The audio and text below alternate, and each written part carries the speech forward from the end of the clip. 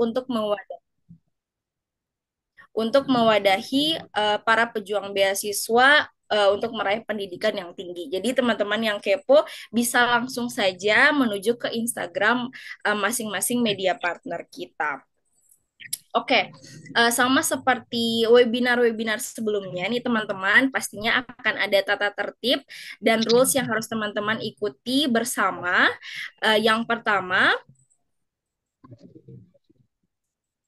yang pertama, peserta wajib menampilkan nama sesuai dengan format, yaitu peserta underscore nama dan asal daerah. Seperti contohnya peserta underscore bunga underscore Kupang. Kemudian yang kedua, selama acara berlangsung, peserta diharapkan mengaktifkan kamera dan menggunakan virtual background yang disiapkan oleh tim Mimpi Anak Timur.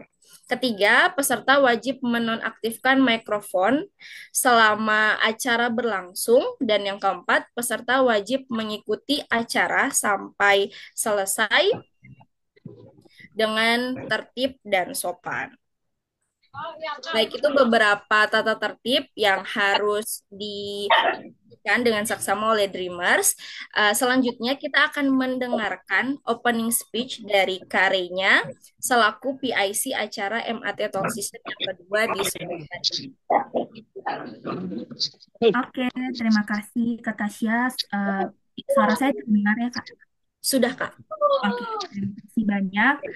Pertama-tama saya mengucap syukur ya tentunya karena hari ini akhirnya MAT Mimpi Anak Timur bisa kembali mempersembahkan sesi yang membahas khusus profiling diri. Lalu saya juga mewakili founder dan BOD Mimpi Anak Timur mengucapkan terima kasih dan apresiasi juga yang sedalam-dalamnya bagi kedua narasumber kita. Ada Kak Gintang dan juga ada Kak Timo, di mana di tengah kesibukannya tetap mau ya teman-teman untuk berbagi dan membantu nih Dreamer semua melewati proses seleksi LPDP. Terima kasih banyak Kak Gintang dan Kak Timo. Semoga juga kegiatan pada sore hari ini di ruang virtual bisa memberi manfaat dan bisa berdampak luas nih bagi teman-teman Dreamer semuanya. Dan tentu saja terima kasih juga kepada 61 partisipan Dreamer semua yang sudah bergabung pada kegiatan sore hari ini. Tentunya teman-teman di sini bersemangat dan tentunya excited ya untuk mendapatkan ilmu langsung dari DP dan juga apakah bisa bermanfaat bagi teman-teman dalam nanti mengisi profiling diri. Nah, bagi teman-teman yang mungkin baru bergabung dengan Mimpi Anak Timur, Mimpi Anak Timur memang adalah sebuah komunitas yang bergerak di bidang pendidikan dan pemberdayaan pemuda, khususnya bagi teman-teman di Indonesia Timur. Namun kita tidak terbatas ya di regional itu saja, kita juga terbuka untuk bekerja sama dan berkolaborasi membantu teman-teman dari seluruh wilayah Indonesia. Dan kita juga sudah punya track record banyak yang juga yang akhirnya dengan bantuan dari Mimpi Anak Timur lulus beasiswa LPDP dan harapannya teman-teman yang hadir pada sore hari ini juga bisa terbantu nih dengan kegiatan-kegiatan yang kita adakan. Nah, karena kita memang fokus untuk menyediakan informasi beasiswa, teman-teman bisa follow IG kita dan YouTube kita untuk kepoin dan update lagi kegiatan-kegiatan kita karena kita akan melaksanakan webinar secara rutin dan juga nanti akan ada mentoring dan mini kelas yang pastinya akan membantu teman-teman semua untuk bisa memperoleh beasiswa baik di dalam negeri dan di luar negeri. Sekali lagi saya ucapkan terima kasih kepada semua partisipan yang hadir, terutama kedua narasumber kita. Semoga kegiatan ini bisa berdampak lebih besar bagi teman-teman Indonesia Timur. Terima kasih dan selamat menjalankan, selamat mendengarkan nih ilmu dari narasumber pada sore hari ini. Sekian, saya kembalikan ke Kak Tasya. Baik, terima kasih Karinya untuk sambutannya. Semoga semakin membakar semangat dreamer semua di sore hari ini. Oke, sebelum kita memulai webinar, kita berdoa terlebih dahulu teman-teman agar acara webinar hari ini berjalan dengan lancar. Berdoa menurut agama dan kepercayaan masing-masing. Berdoa dimulai.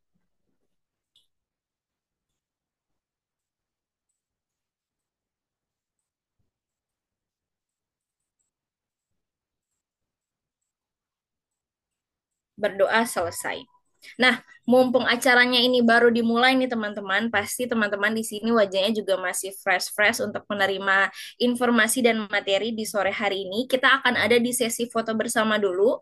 Teman-teman bisa on cam untuk yang mungkin sinyalnya bagus ataupun stabil, bisa on cam terlebih dahulu.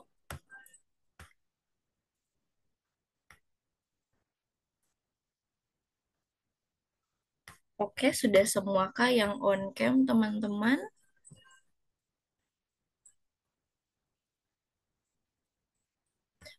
Mungkin yang untuk teman-teman yang belum bisa on cam bisa dikasih reaction love.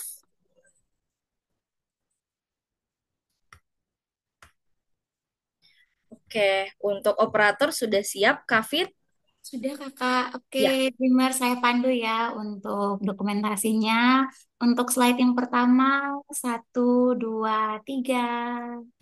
Oke, untuk slide yang kedua, Dreamers yang tidak mengaktifkan kamera, boleh dong kasih reaction love-nya.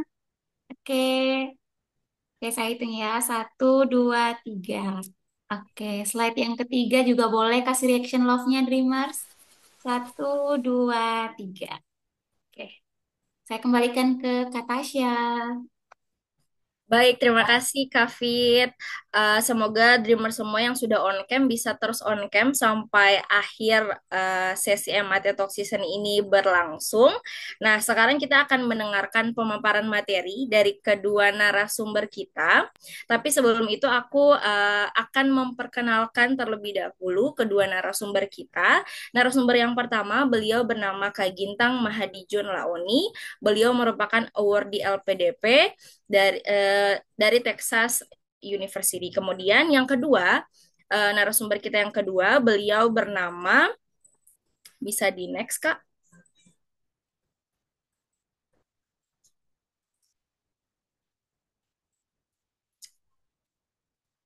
Baik, untuk narasumber kita yang kedua, beliau bernama Kak Timoteus Mau. Beliau merupakan CPB LPDP 2024 batch kedua, baru banget nih teman-teman, dengan tujuannya ke Universitas Pendidikan Indonesia. Baik, apakah kedua narasumber Kak Timo dan Kak Gintang sudah bergabung? Sudah, Kak. Halo, Sel- selamat Sudah sore Kak. Kak Gintang. Selamat sore. Kalau Kak Timo, apakah sudah bergabung Kak? Sudah Kakak. Halo.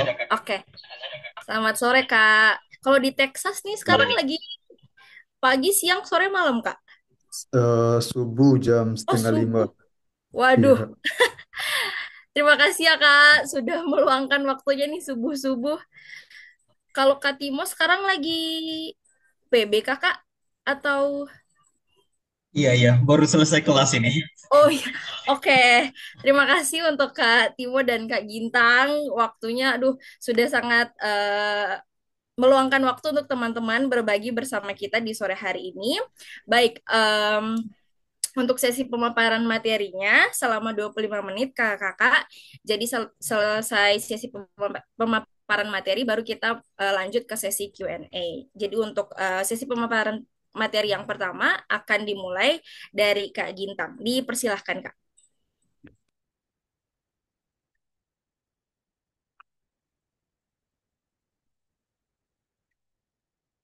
Baik, sebelumnya terima kasih atas waktu dan kesempatan kali ini.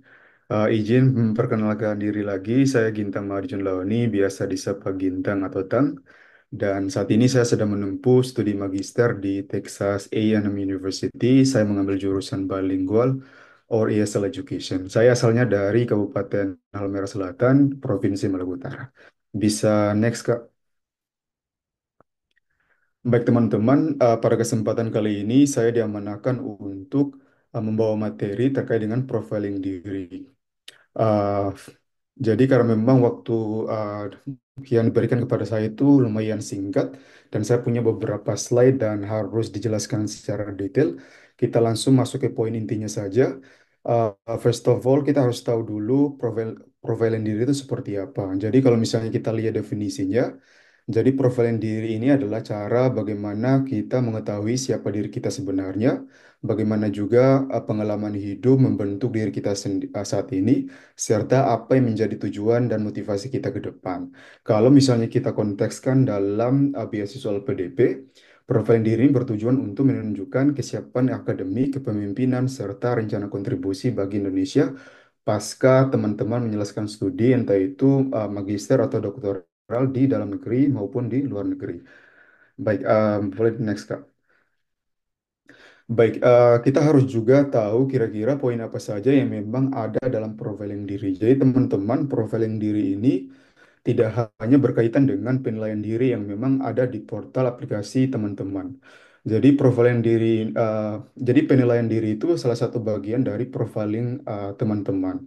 Dan untuk beasiswa ini, poin-poin apa saja yang masuk pada profil diri, yaitu meliputi penilaian diri, riwayat pendidikan dan pekerjaan, pengalaman organisasi, prestasi penghargaan, pengalaman seminar konferensi, pengalaman riset, publikasi, dan lain-lain seperti itu. Nah, poin-poin ini yang masuk pada uh, profiling diri teman-teman. Bisa next, Kak.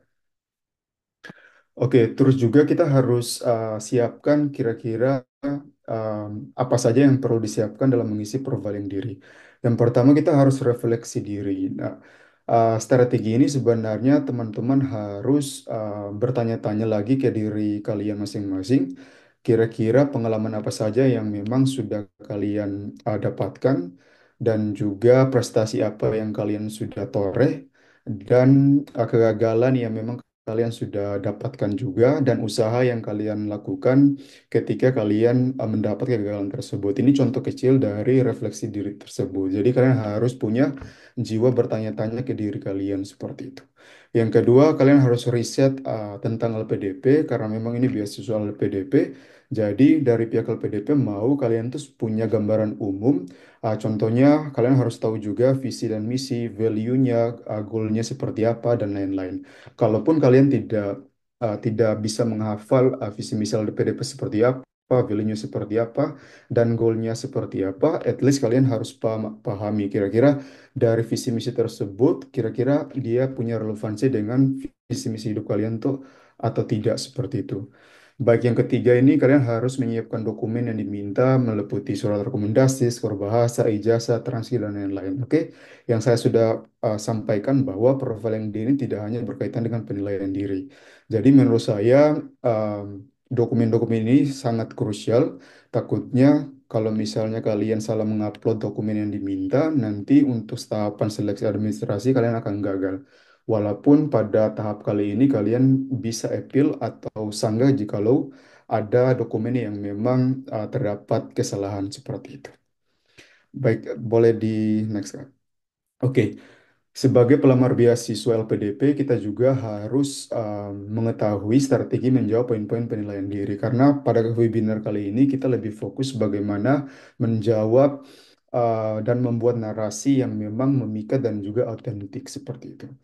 Kita harus tahu secara garis besar autentik ini berkaitan dengan keaslian dari narasi atau pengalaman teman-teman. Dan juga teman-teman harus jujur ketika teman-teman menguraikan pengalaman tersebut. Dan juga narasi tersebut tuh harus memikat. At least ketika teman-teman menulis itu dari pihak LPDP ini terpikat, jatuh cinta dengan pengalaman yang kalian tulis seperti itu. Dengan narasi yang kalian bungkus semenarik mungkin seperti itu. Strategi pertama di sini, teman-teman harus menulis narasi dengan jelas dan struktur yang baik. Kejelasan ini maksudnya adalah setiap pengalaman yang kalian tulis itu harus mempunyai struktur yang baik seperti itu. Jadi tidak tumpang, yang mana sebenarnya harus ditulis dengan situasi, setelah itu tindakan kayak gimana. Dan sebaiknya kalian menggunakan metode STAR. STAR itu apa? Jadi S itu adalah situasi, T itu adalah atas atau dalam bahasa Indonesia kita sebut tugas tanggung jawab teman-teman seperti apa. Nanti E itu adalah action, tindakan kalian seperti apa. Dan juga R itu adalah result atau hasil atau impact yang kalian dapatkan seperti itu. Yang kedua adalah teman-teman juga tidak perlu mengada-ngada untuk menunjukkan nilai keaslian narasi yang kita tulis dan sebaiknya mempunyai keunikan. Kalau kita garis bawahi keunikan ini dimaksudkan adalah ini bersifat pengalaman pribadi teman-teman. Teman-teman tidak perlu berbohong dan mengambil pengalaman orang lain dan dijadikan sebagai pengalaman diri kalian. Walaupun kalau misalnya, kalaupun kalian mengambil pengalaman orang lain dan kalian ketika wawancara nanti lebih mempertanggungjawabkan, tetapi teman-teman harus ketahui bahwa profiling diri ini harus bersifat otentik atau bersifat jujur dan harus punya keaslian dari pengalaman tersebut.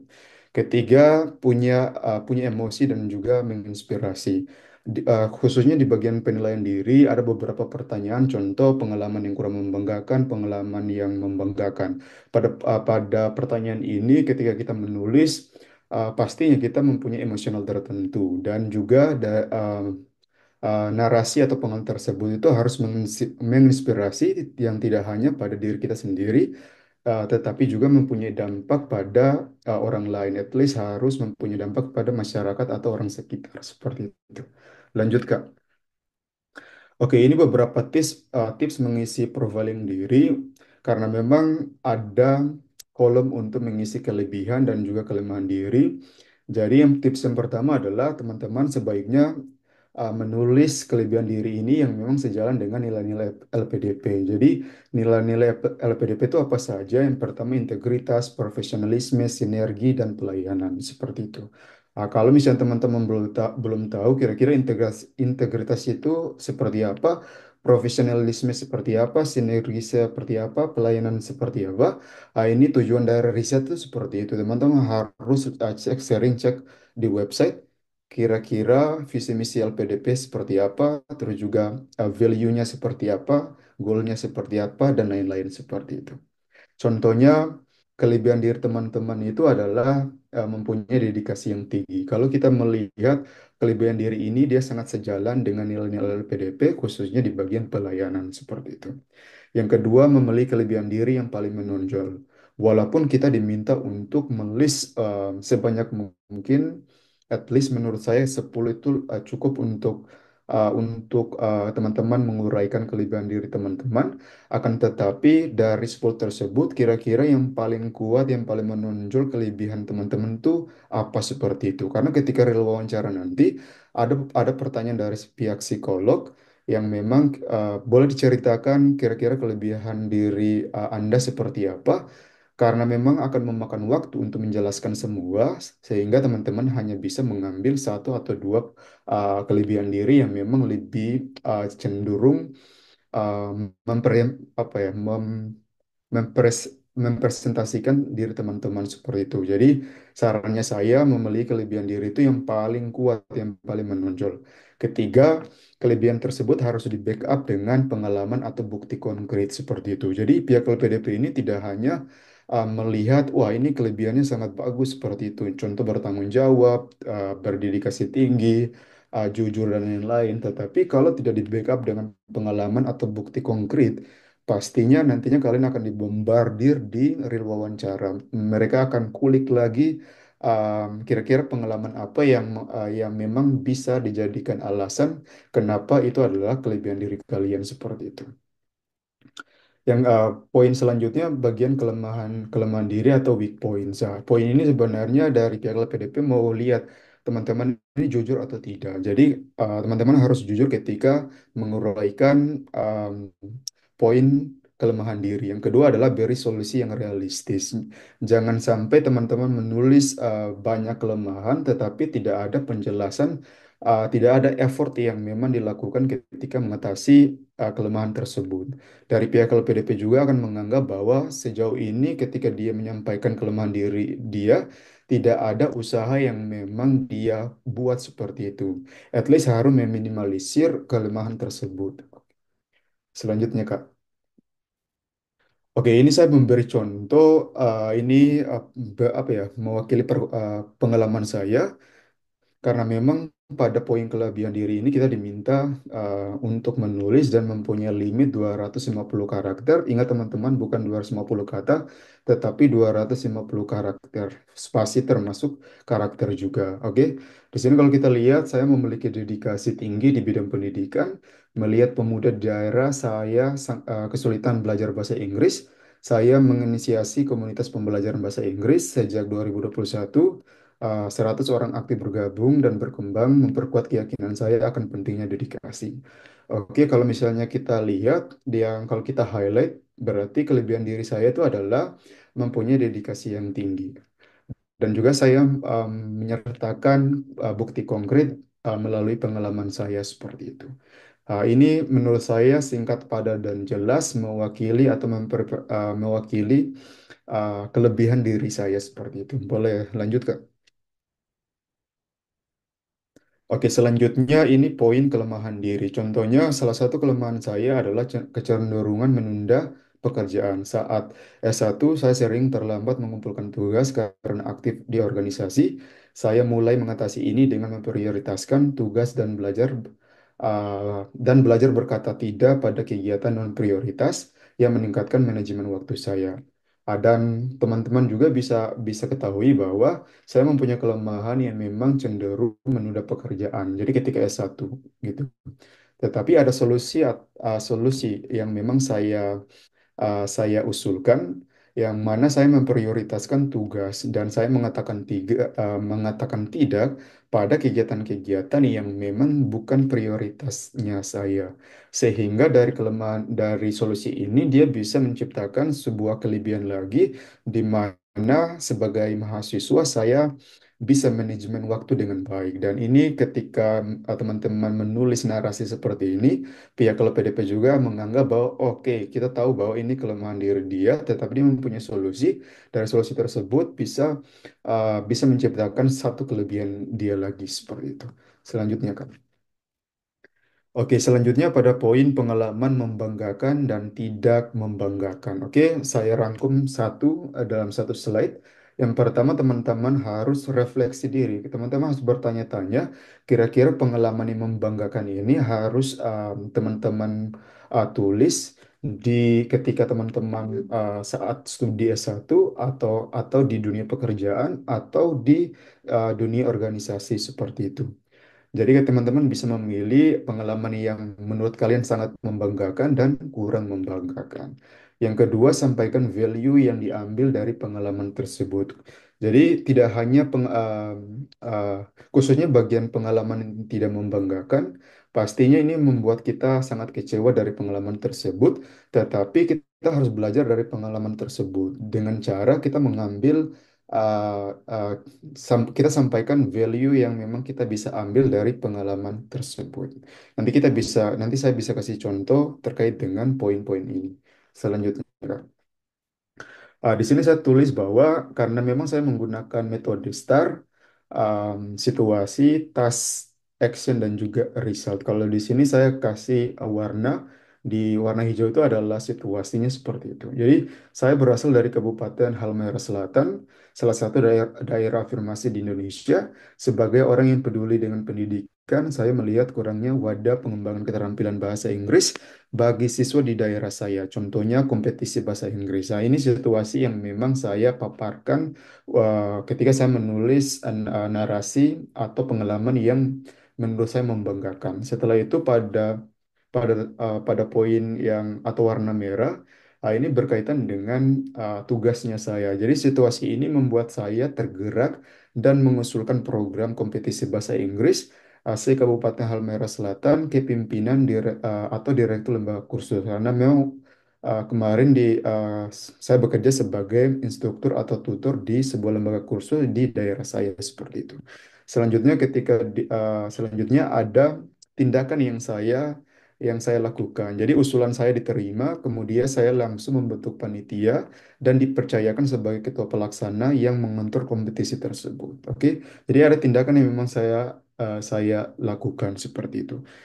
Dan poin terakhir itu ini berkaitan dengan result. Jadi ada impact yang memang saya dapatkan dari pengalaman tersebut. Jadi tidak hanya pada diri saya sendiri, tetapi orang sekitar juga. Jadi hasilnya 3 tahun berturut-turut kompetisi ini selalu diadakan dan jumlah peserta setiap tahunnya meningkat, kemudian mendapatkan respon positif dari pemerintah daerah dan pihak sekolah. Jadi ketika teman-teman baca, jadi pada poin ini dia mempunyai dampak yang mana tidak hanya pada diri saya sendiri, tetapi juga mendapat respon positif dari pemerintah daerah dan pihak sekolah, yang mana pihak sekolah ini tidak susah payah lagi untuk mencari wadah kompetisi untuk anak didiknya ketika ingin menyalurkan minat dan bakatnya di bidang public speaking dan lain-lain. Oke, tetapi saya juga highlight bahwa ini menjadi pengalaman yang sangat membanggakan untuk diri saya pribadi karena bisa mewadahi minat bakat siswa dalam kompetisi bahasa Inggris seperti itu. Kalau misalnya narasi teman-teman seperti ini, yakin dan percaya bahwa LPDP ketika membaca mereka terpikat dengan pengalaman atau narasi yang teman-teman tulis seperti itu. Selanjutnya, Kak. Oke, masuk pada poin pengalaman yang kurang membanggakan, masih sama dengan metode STAR. Di sini saya menceritakan bahwa di tahun pertama saya kuliah, saya mengikuti kompetisi debat bahasa Inggris tingkat perguruan tinggi sekota Ternate bersama tim karena memang kompetisi ini saya dengan teman saya seperti itu. Nah, ini adalah situasinya. Kemudian pada tulisan yang berwarna merah ini berkaitan dengan tugasnya saya, tanggung jawabnya saya. Kami mempersiapkan diri dengan mempelajari motion atau judul debat yang diberikan untuk babak kualifikasi, namun kurangnya persiapan dan keterampilan public speaking membuat kami gagal lolos ke babak selanjutnya. Kegagalan ini menurut saya disebabkan oleh kurangnya kemampuan bahasa Inggris dan keterampilan berbicara di depan umum yang belum maksimal. Kemudian ada tindakan yang memang saya lakukan seperti itu. Dari pengalaman tersebut, saya belajar banyak dan menyadari pentingnya persiapan dan yang matang. Untuk itu, saya fokus meningkatkan kemampuan bahasa Inggris dan mengasah public speaking saya seperti itu. Selanjutnya, poin selanjutnya pada poin yang terakhir, ini terkait dengan ada result yang saya dapat seperti itu. Jadi pada kompetisi yang sama di tahun berikutnya, saya berhasil membuktikan diri sebagai salah satu pemenang yang menjadi bukti bahwa saya mampu belajar dari kegagalan dan memperbaiki diri. Walaupun awalnya kurang membanggakan, tetapi ada hal yang memang bisa dipetik dari pengalaman tersebut yang memang bisa membuahkan hasil atau pencapaian atau prestasi seperti itu. Selanjutnya, Kak. Selanjutnya ini terkait dengan hal terakhir yang diajarkan pada diri sendiri. Jadi ada 3 tips. Yang pertama berangkat dari pengalaman sendiri, oke? Jangan berangkat dari pengalaman orang lain seperti itu. Yang kedua bisa berupa kegagalan yang memotivasi kita terus maju. Karena memang ini berkaitan dengan hal terakhir yang diajarkan pada diri sendiri. Menurut saya ini lebih merujuk pada sebuah kegagalan yang mana dari kegagalan tersebut bisa menjadi suatu acuan kepada teman-teman untuk terus maju dan bisa memotivasi teman-teman untuk berkembang lagi seperti itu. Yang ketiga, sampaikan motivasi atau pelajaran berharga yang diperoleh. Jadi nantinya ketika teman-teman membuat sebuah narasi atau menceritakan pengalaman, nantinya ada result atau dampak yang memang tidak hanya teman-teman dapat pada yang tidak hanya teman-teman dapat untuk diri sendiri, tetapi bisa juga pada orang lain, orang sekitar seperti itu. Selanjutnya, Kak. Oke, di sini saya menulis bahwa saya pernah mengalami kegagalan sebanyak 5 kali dalam melamar beasiswa luar negeri dan 2 kali saat melamar beasiswa LPDP. Meskipun saya telah mempersiapkan diri dengan matang sejak duduk di bangku kuliah, seperti memperbaharui CV, mengumpulkan dokumen yang diminta, dan lainnya, usaha tersebut ternyata belum cukup untuk mendapatkan satu slot beasiswa. Makanya situasi ini saya menceritakan terkait dengan uh, pengalaman saya berburu beasiswa luar negeri.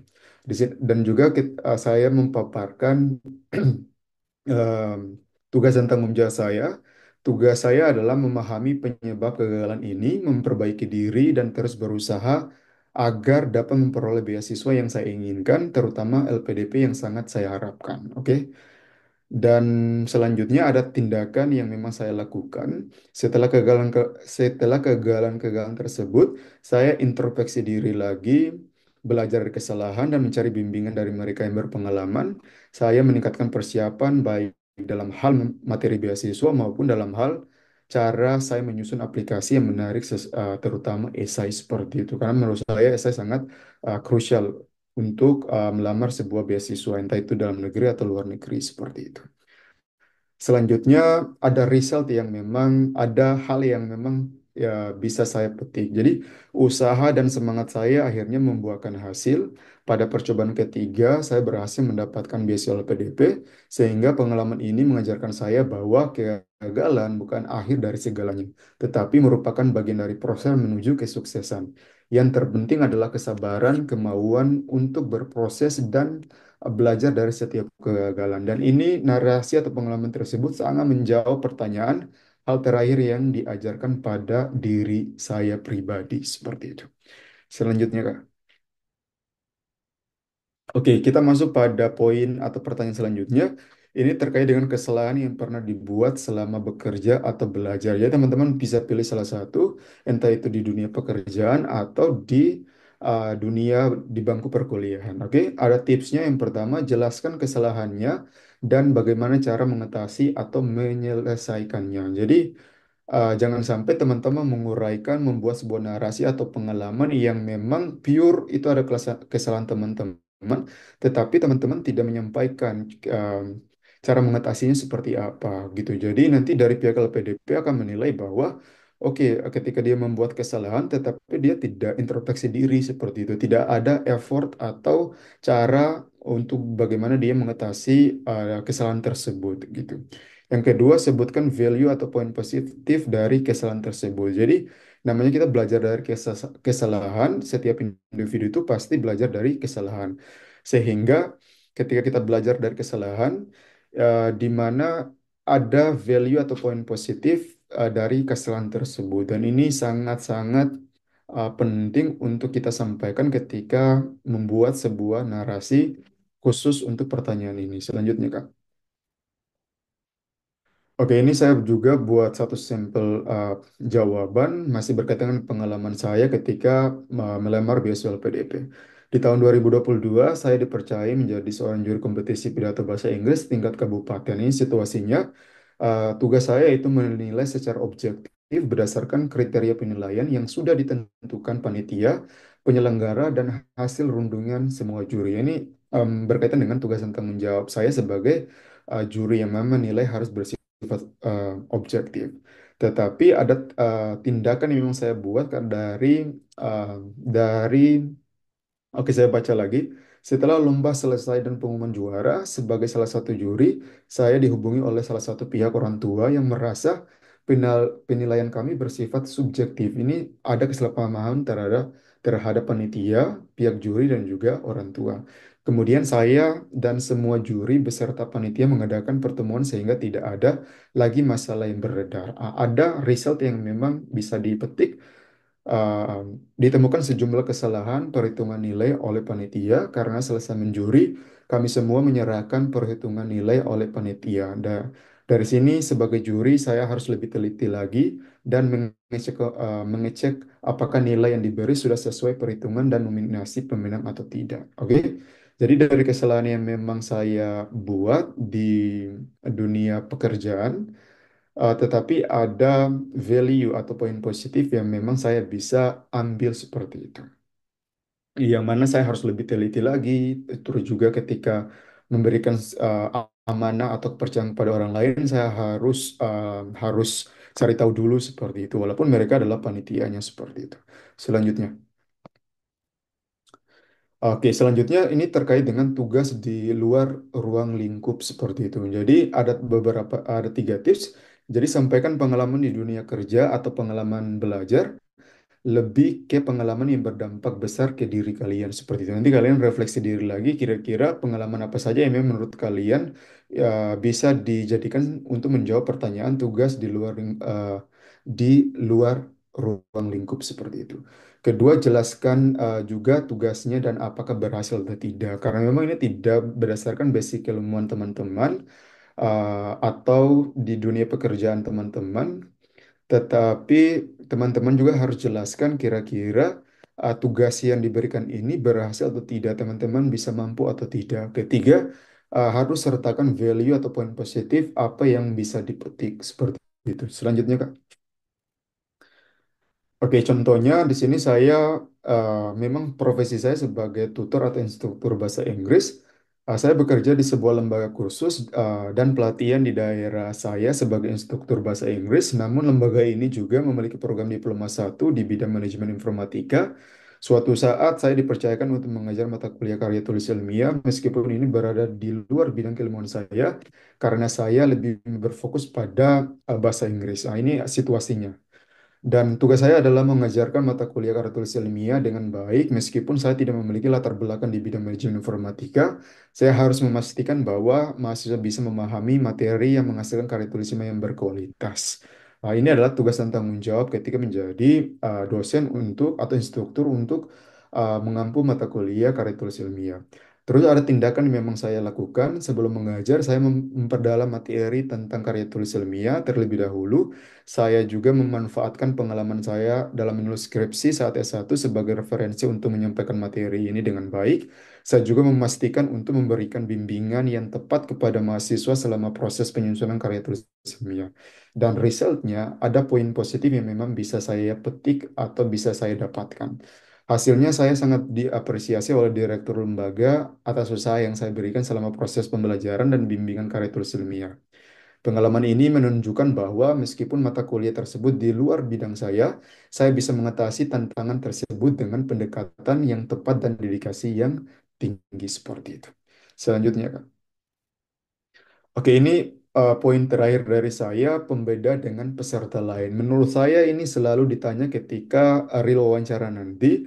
Biasanya akan dimunculkan di akhir-akhir wawancara seperti ini. Nanti ditanya dari pihak pewawancara, kira-kira hal apa yang memang bisa membedakan teman-teman dengan peserta lain. Oke, jadi sampaikan pengalaman kontribusi yang menonjol. Ini bertujuan sebagai bentuk promosi bahwa kalian adalah kandidat yang layak. Seperti itu. Yang kedua, pengalaman pengalaman tentang sebuah pencapaian atau skill. Yang ketiga, jangan fokus pada hal-hal personal saja. Yang keempat, sebaiknya narasi yang dibuat mendukung studi lanjut seperti itu. Oke, ini beberapa tips yang memang mendukung untuk teman-teman menjabarkan sebuah narasi. Teman-teman tuh berbeda dengan peserta lain. Oke, jadi ini berkaitan dengan kontribusi yang menonjol bagi teman-teman sebagai bentuk promosi sehingga dari pihak LPDP menilai bahwa oh teman-teman ini layak untuk mendapatkan beasiswa LPDP seperti itu. Oke, selanjutnya saya berikan contoh. Eh, contohnya yang membedakan saya dengan yang lain yaitu dedikasi. Pada tahun 2020 di tengah pandemi, banyak guru di daerah terpencil Halmahera Selatan kesulitan mengajar bahasa Inggris karena keterbatasan pelatihan. Saya dan rekan kerja menginisiasi program pelatihan bahasa Inggris dasar untuk guru-guru di sekolah-sekolah terpencil agar mereka dapat mengajar dengan metode yang sesuai. Terus juga saya memberikan tindakan kami merancang dan melaksanakan pelatihan yang mencakup teori dan praktik dengan sesi tatap muka untuk membantu guru menguasai bahasa Inggris dasar dan strategi yang mengajar yang efektif. Selanjutnya ada result yang memang kita peroleh selama 1 tahun, lebih dari 4 sekolah berbeda mendapatkan manfaat dari program ini, khususnya para guru yang berhasil meningkatkan keterampilan mengajar mereka dan juga berdampak pada motivasi siswa untuk belajar bahasa Inggris. Jadi kalau misalnya kita lihat ini yang bisa membedakan saya dengan orang lain ini berkaitan dengan dedikasi seperti itu. Jadi ini berkaitan dengan kontribusi yang merujuk juga pada poin yang memang bisa meyakinkan LPDP bahwa ketika nanti saya mendapatkan beasiswa ini, nantinya setelah pasca studi saya bisa berkontribusi sesuai dengan passion atau bidang keilmuan saya seperti itu. Oke, selanjutnya.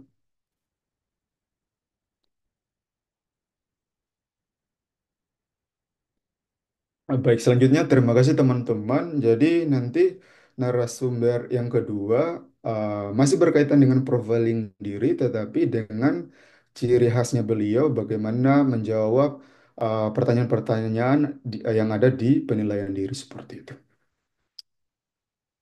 Jam, masih jam. Baik, terima kasih Kak Gintang untuk pemaparan materinya. Semoga teman-teman di sini sudah punya gambaran terkait dengan profiling diri versi dari Kak Gintang. Sekarang kita akan mendengarkan dulu teman-teman untuk pemaparan materi dari Kak Timo. Nanti di akhir baru akan ada sesi Q&A.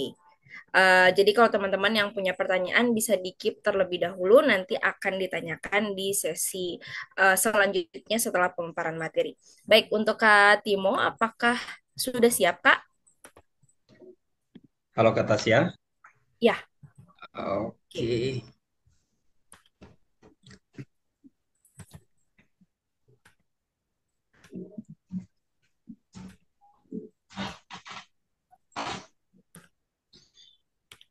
Oh ini. dipersilahkan, Kak. Oke, baik. Terima kasih untuk kesempatannya Kakak. Mungkin suara saya terdengarkah? Sudah terdengar jelas, Kak. Halo, sekali lagi selamat sore untuk kita semua. Selamat sore kakak-kakak semua untuk kesempatan sore hari ini. Sekali lagi saya terima kasih banyak untuk founder Mimpi Anak Timur yang menemukan kita di Zoom meeting kali ini. Puji Tuhan saya dipercayakan untuk sharing pada sore hari ini. Sekali lagi kakak-kakak semua perkenalkan saya akrab disapa Timo. Kebetulan tahun kemarin saya baru lulus dan sekarang saya menjalankan program pengayaan bahasa di UPI Bandung.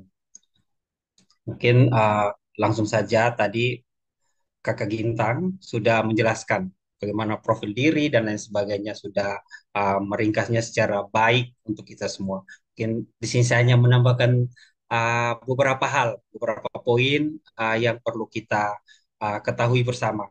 Mungkin boleh ya. Uh, Teman-teman semua, profil diri ini salah satu bagian yang terpenting, di mana bagian ini kita dinyatakan dengan beberapa pertanyaan menyangkut profil diri kita. Sejauh mana kita mengetahui diri kita secara baik, terkadang banyak orang menyepelekan part ini. Ternyata profil ini juga berkesinambungan dengan esai yang kita tulis nanti, gitu. Mungkin sebelum lanjut ke slide berikutnya, saya mungkin bisa sampaikan terkait dengan akun. Mungkin teman-teman sudah daftar akun atau belum? Kalau belum, mungkin segera daftar. Kalau belum sampai dengan ringkasan formulir juga, mungkin boleh ditulis ya, nanti ditulis. Karena di profil diri ini ada beberapa bagian ringkasan formulir sih. Ini pengalaman saya. Ringkasan formulir itu ada yang pertama itu informasi data diri, terus informasi keluarga, terus profil diri, terus riwayat pendidikan, riwayat pekerjaan, terus pengalaman organisasi, prestasi, dan yang terakhir kita akan upload kita punya esai. Nah, ini satu kesatuan di mana dalam pemberkasan itu diminta itu semua. Jadi teman-teman, kakak-kakak semua boleh menyiapkan dari sekarang. Nah, pada kesempatan ini kita fokus pada profil diri, di mana profil diri ini salah satu bagian terpenting untuk kita mempersiapkan berkas-berkas kita. Mungkin bisa next.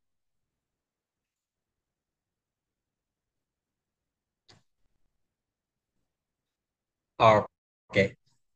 Kakak-kakak semua, teman-teman, sebelum saya masuk ke pertanyaan profil diri itu apa-apa saja, saya mengajak kita untuk merefleksikan pertanyaan-pertanyaan berikut ini. Mungkin kakak-kakak semua bisa menulis atau mendengar baik, sehingga bisa uh, merefleksikan. Kalau saya pribadi, langsung sharing saja, saya pribadi merefleksikan diri saya dengan pertanyaan-pertanyaan ini. Semoga mujarab juga dengan pertanyaan ini untuk kakak-kakak semua. Oke, itu yang pertama. Apa yang paling membuat kamu bahagia?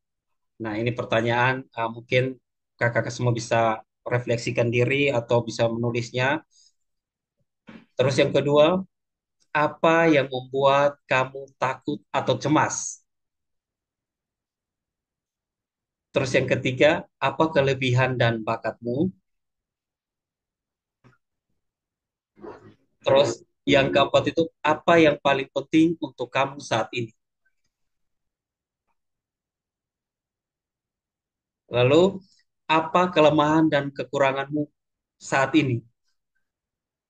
Kita harus mengetahui itu semua. Kita punya kekurangan, kita punya kelemahan, masing-masing orang punya kapasitasnya masing-masing untuk mengetahui itu. Lalu yang berikut, menurut orang lain, kamu orang yang, kakak silakan dijawab ya masing-masing orang. Yang berikut, siapa yang sangat berharga di hidupmu saya saat ini? Dan yang terakhir, adakah mental block yang paling sering membuat kamu gagal? Nah, itu beberapa pertanyaan refleksi dari saya. Mungkin ini adalah di mana salah satu cara yang saya buat untuk mengetahui profil diri saya sendiri. Karena pengalaman kadang kita tidak terlalu diri kita, sejauh mana diri kita berkembang, tapi kita hanya mendengarkan orang orang lain, perkataan orang lain begitu. Jadi mungkin ini referensi pertanyaan buat kakak-kakak semua, buat teman-teman semua untuk bagaimana kita mengetahui secara baik, secara uh, keutuhan keseluruhan diri kita itu seperti apa. Mungkin ini ada beberapa pertanyaan, nanti silakan dijawab, beberapa pertanyaan yang wajib dijawab, beberapa pertanyaan yang berhasil dijawab, atau yang tidak berani dijawab, itu nanti kakak-kakak silakan merefleksikan dirinya sendiri. Next.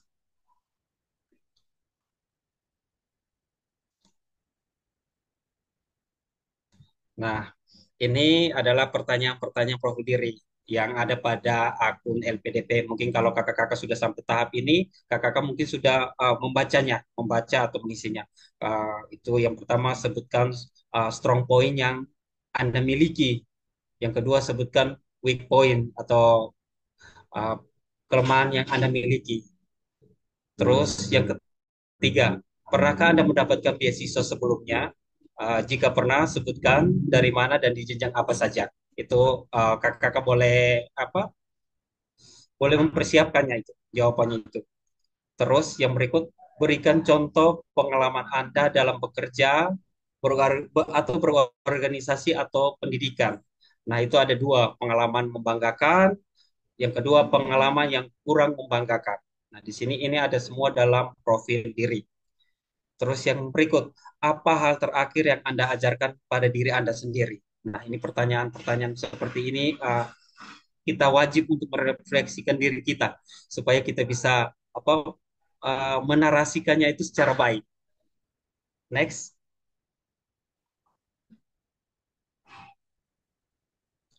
Ini pertanyaan lanjutan. Kesalahan apa yang pernah Anda lakukan selama belajar atau bekerja? Nah, ini juga perlu. Ini pertanyaan-pertanyaan yang ada di akun LPDP itu sendiri. Yang berikut, apakah Anda pernah melakukan tugas di luar ruang lingkup tugas Anda yang seharusnya? Mungkin saya ulang lagi. Apakah Anda pernah melakukan tugas di luar ruang lingkup tugas Anda yang seharusnya? Mungkin ini kakak-kakak yang sudah bekerja atau teman-teman yang sudah bekerja, itu boleh dijelaskan di sini. Tapi semua pertanyaan ini wajib dijawab. Terus yang terakhir tuh sebutkan dan jelaskan satu hal yang membedakan Anda dengan peserta lain. Aduh. Next. Oke. Ini ada beberapa tips dan trik dari saya.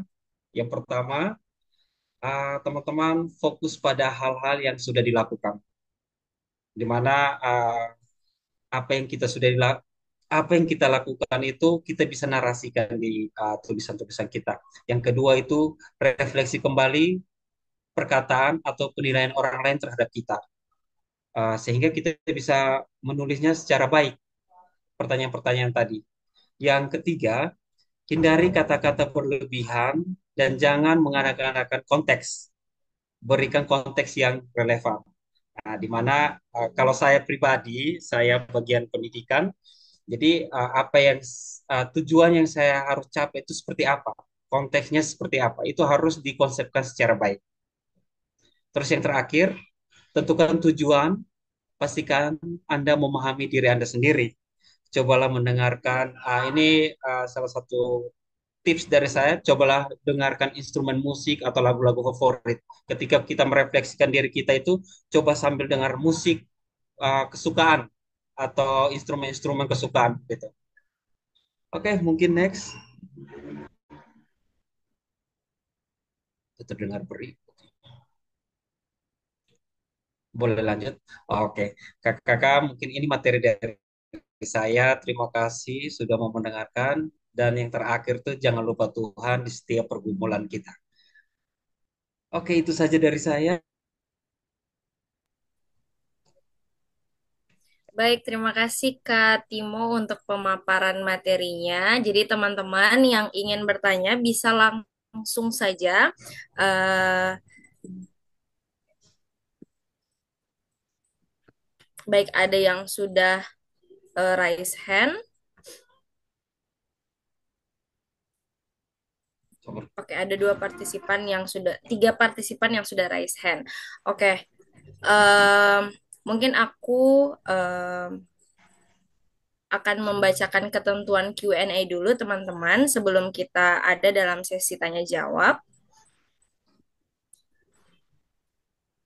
Oke, di sini ada ketentuan Q&A. Yang pertama, peserta yang ingin bertanya secara langsung dapat menggunakan fitur raise hand, sama seperti teman-teman yang sudah raise hand. Kemudian setelah diberi kesempatan bisa mengaktifkan kamera dan virtual background, serta mikrofon untuk bertanya.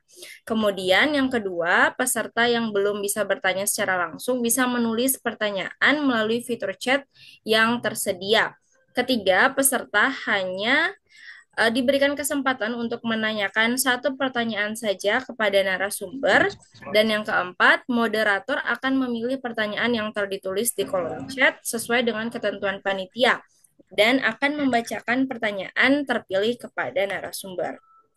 Nah, karena di sini sudah ada 4 partisipan yang raise hand. Pertama, saya memberikan kesempatan untuk Kak Iman Wokas untuk menanyakan pertanyaan. Dipersilahkan, Kak.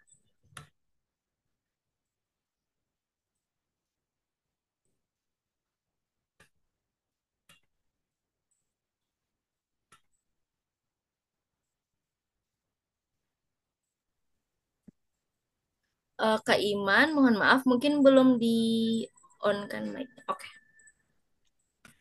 Maaf ya, terima kasih atas kesempatannya. Assalamualaikum warahmatullahi wabarakatuh. Selamat sore, kakak-kakak sekalian. Perkenalkan nama saya Iman. Saya berasal dari Provinsi Maluku. Saat ini bekerja di Jakarta. Eh, S1 saya di Maluku, yaitu jurusan program studi farmasi. Saat ini saya punya target melanjutkan ke Magister Ilmu Farmasi. Hal yang menjadi pertanyaan saya adalah bekerja di ruang lingkup yang bukan seharusnya. Saya mau menjelaskan sedikit tentang mungkin sebagai beban dan tanggung jawab sih, tapi hal ini masih di dalam apa namanya, masih di dalam wilayah jurusan saya. Cuman eh, di tempat kerja saya jadinya merangkap gitu. Nah, pertanyaan saya apakah ini masih bisa disisipkan di dalam profil diri gitu atau tidak bisa, Kak? Baik, terima kasih Kak Iman untuk pertanyaannya. Untuk Kak Gintang, apakah sudah bisa menangkap poinnya, Kak? Di sini tadi suaranya putus-putus, boleh diulangi? Mungkin aku kasih kesimpulan aja dari Kak Iman ini. Kak Iman ngambil S1-nya farmasi, benar ya, Kak? Ya, Ya, terus kemudian sudah punya pengalaman kerja, tapi kurang relate dengan jurusan S1-nya atau relate, relate. oh relate? Relate, cuman dalam hal ini misalkan aku ditetapkan di satu satu unit pelayanan, kemudian dirangkap lagi di unit pelayanan lain, tapi masih masih di dalam koridor jurusannya sih, cuman agak apa tumpang tindih gitu, Kak. Jadi yang harus kita fokus ke satu jadinya merangkap gitu. ini apakah bisa dijadikan sebagai apa namanya eh, profil untuk bekerja di luar yang bukan seharusnya gitu. Oke. Berarti sudah bisa menangkap Kak Gintang untuk poinnya? Ya, bisa. Ya. Ya, dipersilakan Kak. Nanti dari Kak Timo juga pandangannya. Baik, terima kasih Kak untuk pertanyaannya. Ini menurut saya sangat bagus. Jadi menurut saya sebenarnya pengalaman apapun itu sangat bagus dan jadi ini tergantung dari narasi yang memang kita buat seperti itu. Karena kalau narasinya ini bisa memikat pihak LPDP, yakin dan percaya pengalaman tersebut yang tadinya menurut teman-teman itu kurang kurang atau kurang membanggakan, tetapi ketika dibungkus dengan narasi yang bagus, ini menjadi suatu nilai tambah atau nilai plus seperti itu. Jadi kalau misalnya kita lihat di portal beasiswa ini, contoh ketika menuliskan, berikan contoh pengalaman Anda dalam pekerjaan, berorganisasi atau pendidikan. Untuk case-nya kakak sendiri, karena memang pengalamannya, jurusannya S1 yaitu farmasi, pengalamannya relate, tetapi ada beberapa job desk yang memang tumpang tindih. Jadi menurut saya bisa, bisa sangat-sangat bisa untuk dipakai ketika penjabaran, entah itu nanti penjabaran di pengalaman yang membanggakan atau kurang membanggakan.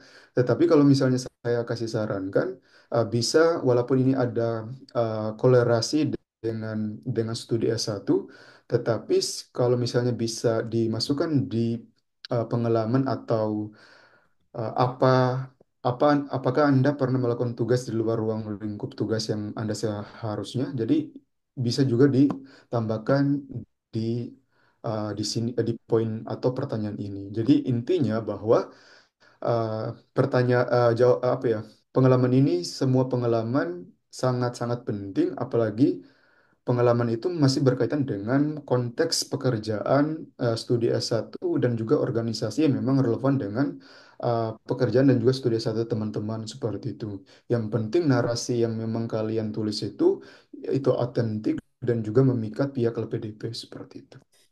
Nanti bisa ditambahkan ke Timo seperti itu. Baik, terima kasih Kak Gintang untuk jawabannya. Semoga menjawab ya Kak Iman. Nanti dari Kak Timo juga ada yang ingin ditambahkan Kak? Oh, oke, baik. Mungkin dari saya sedikit, Kakak.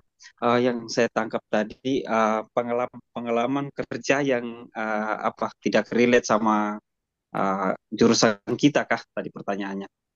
Eh, Relate Kak, tapi dia tumpang tindih gitu. Bang Timo seperti itu.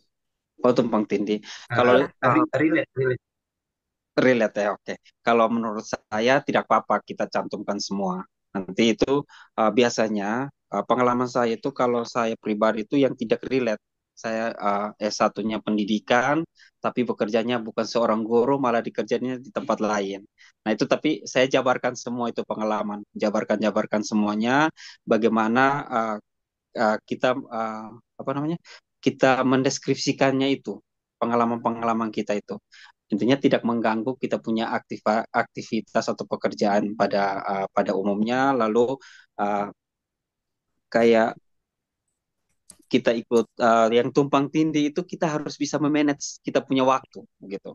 Bagaimana kita membahasakannya itu dinarasikan itu secara baik, pastinya pihak LPDP kalau wawancara mereka pasti akan tanyakan itu semua begitu. Jadi kalau poin dari saya sih kita menarasikan manage waktunya kita begitu. Dijabarkan semuanya tidak apa-apa begitu. Mungkin dari saya itu saja. Saya tambahkan juga. Jadi untuk pertanyaan ini sebenarnya kakak sendiri tuh harus main aman juga. Kalau misalnya walaupun pekerjaannya tuh relevan dengan bidang S1 yaitu di bidang farmasi, tetapi karena memang job desk-nya tuh tumpang tindih, tetapi kakak sendiri tuh harus memilah kira-kira job desk apa saja yang memang nanti saya utarakan atau uraikan di pengalaman tersebut. Jadi yang memang tumpang tindih tersebut sebenarnya tidak perlu dimasukkan, kalaupun dimasukkan berarti harus dibungkus dengan narasi yang baik. Jadi alangkah baiknya kalau bisa itu tidak perlu dimasukkan sehingga nanti pas real wawancara Kalau misalnya ditanya diserang untuk konteks tersebut atau poin tersebut, itu kakak sendiri tuh sudah bisa apa ya, sudah bisa menjawab dengan baik karena memang sudah menghapus yang memang pekerjaan tumpang tindih tersebut. Jadi main aman kita uh, uraikan sesuai dengan job desk yang memang ada kaitannya dengan studi S1 kita seperti itu. Tapi kalau misalnya kakak sendiri mau masukkan, silakan diperbolehkan. Yang penting narasinya itu dibungkus dengan menarik atau bisa memikat pihak LPDP seperti itu.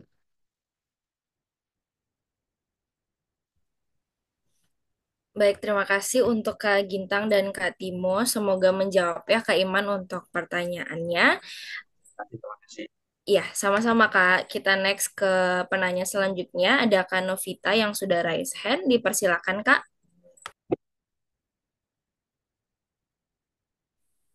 Ya, terima kasih untuk kesempatan yang diberikan kepada saya. Saya berasal dari Ambon dan saya menyelesaikan studi S1 saya dalam bidang ilmu pendidikan anak usia dini. Dan saat ini saya memiliki impian untuk melanjutkan studi lanjut juga di program studi yang sama. Di sini yang menjadi pertanyaan saya terkait dengan profil diri eh, yang berhubungan dengan pengalaman. Maaf, Kak.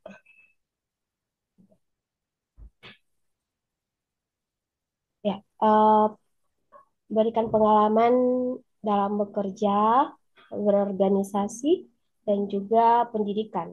Pengalaman yang membanggakan dan juga yang kurang membanggakan. Yang menjadi pertanyaan saya di sini, apakah dari 3 poin pilihan ini, jika misalnya kita sudah menjelaskan tentang pengalaman membanggakan kita di bidang di poin pekerjaan begitu, pengalaman yang kita dapatkan yang membanggakan di bidang pekerjaan.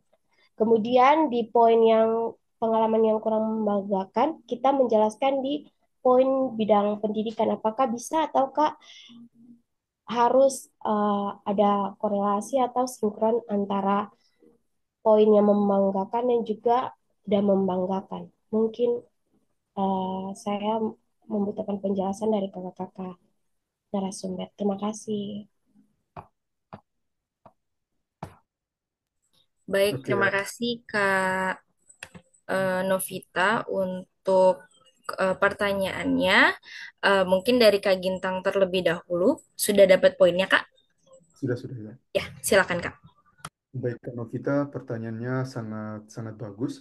Jadi, karena memang ini bersifat pilihan, jadi Kak Novita bisa mengambil pengalaman yang memang relate dengan organisasi, pendidikan, dan juga dunia pekerjaan. Jadi, kalau misalnya Kak Novita ingin menjelaskan terkait dengan pengalaman membanggakan, lebih prefer di dunia pekerja, sangat-sangat bisa, atau yang memang kurang membanggakan di dunia pendidikan, sangat-sangat bisa.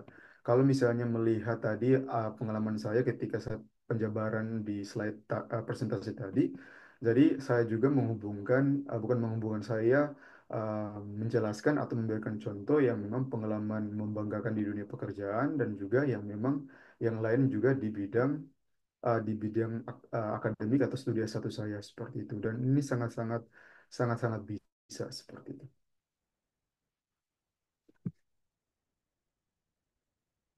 Terima kasih. Baik, terima kasih Kak Gintang untuk jawabannya. Mungkin dari Kak Timo ada yang ingin ditambahkan Kak?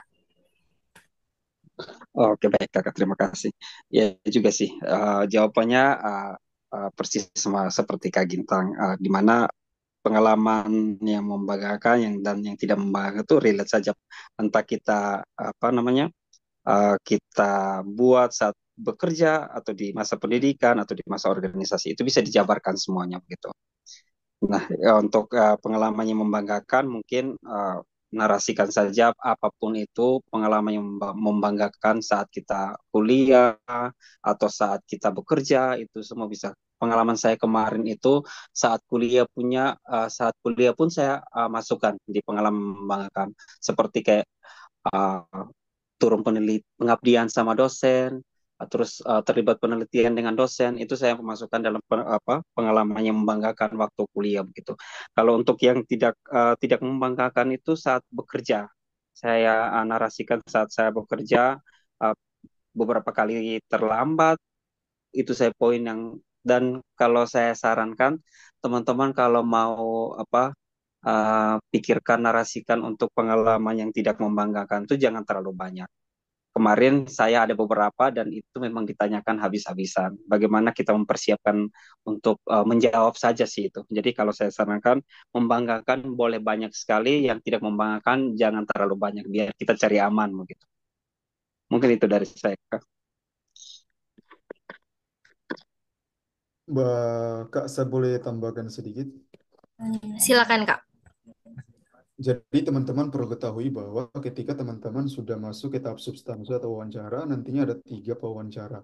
Yang satunya dari pihak LPDP, yang kedua dari pihak psikolog, dan yang ketiga itu dari pihak akademisi.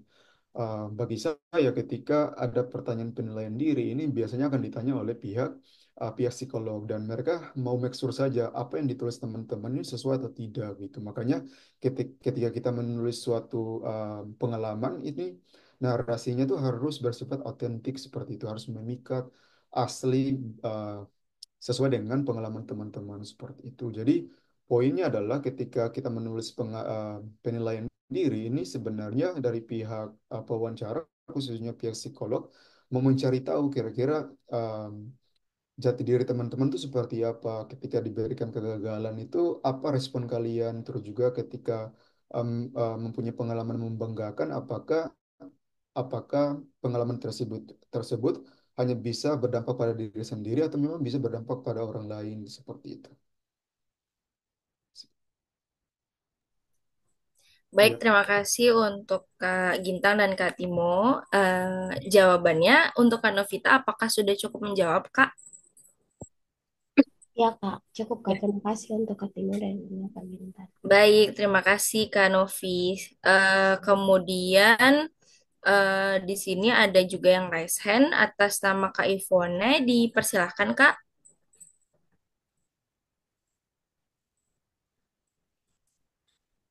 Kak, mohon maaf, mungkin mic-nya belum di... Ya, silakan. Baik, terima kasih atas waktunya. Sebelumnya selamat malam untuk kita semua. Pada kesempatan kali ini saya ingin bertanya mengenai penjelasan dari Kak Timo tadi mengenai profiling diri, mengenai beasiswa yang pernah didapat. Saya ingin bertanya, waktu saat saya berkuliah, saya mendapatkan beasiswa untuk eh, seperti kursus bahasa Inggris seperti itu, tapi itu bukan beasiswa yang berupa biaya penunjang bantuan pendidikan. Jadi apakah itu bisa saya masukkan dalam profiling diri saya itu atau tidak? Mungkin itu saja. Terima kasih. Baik, terima kasih untuk Kak Ivone. Karena pertanyaannya ditujukan kepada Kak Timo, mungkin dipersilakan Kak untuk menjawab. Oke, baik. Terima kasih untuk pertanyaan Kak Ivone. Kalau pengalaman saya untuk beasiswa yang pernah didapat, pertanyaan beasiswa yang pernah didapat, kalau Kak Ivone, itu mungkin beasiswa yang didapat itu apakah formal atau maunya dari pemerintah sendiri atau dari yayasan atau bagaimana itu? Kalau untuk beasiswanya itu dari Kedutaan Amerika yang kerjasama dengan kampus Oh, itu. untuk Saya rasa kursus. itu eh, boleh, boleh sekali dikasih masuk. Itu saya rasa bagus sekali untuk pengembangan diri kakak.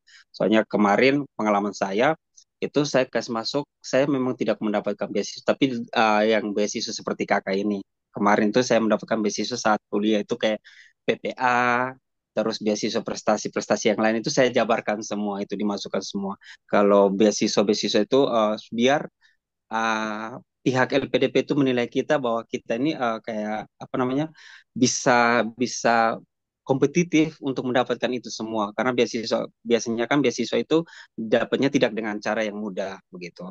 Jadi saya sarankan untuk bisa kasih masuk sih, sebaiknya kasih masuk saja begitu. Baik, Kak Trimo. Kak Timo, terima kasih. Baik, terima Baik, kasih Kak Ivone untuk pertanyaannya. Mungkin dari Kak Gintang ada yang ingin ditambahkan atau sudah cukup, Kak? tambahkan sedikit Kak, saya Iya, mau silakan highlight Kak. jawaban dari Kak Timo tadi bahwa sebenarnya pengalaman yang membanggakan ini, kalaupun teman-teman tidak ada khususnya di dunia pekerjaan, pendidikan juga organisasi, sebenarnya bisa mengambil pengalaman yang memang berkaitan dengan pengembangan diri seperti itu. Kalau misalnya kita lihat dari Kak Ivone tadi mendapatkan pelatihan kursus dari pemerintah Amerika, which is menurut saya ini sangat-sangat menginspirasi, sangat-sangat menjual seperti itu. Jadi jangan ragu untuk memasukkan pengalaman tersebut di penilaian diri, tetapi nanti dibungkus dengan narasi yang memikat dan juga otentik seperti itu. Baik, terima kasih Kak Gintang untuk jawabannya. Kemudian kita akan next ada beberapa pertanyaan ya. Ada beberapa orang yang raise hand. Dari Kak Nur, dipersilakan Kak. Baik, terima kasih Kak Host dan kedua narasumber kita malam hari ini luar biasa sekali. Saya ingin menanyakan beberapa hal, Kak.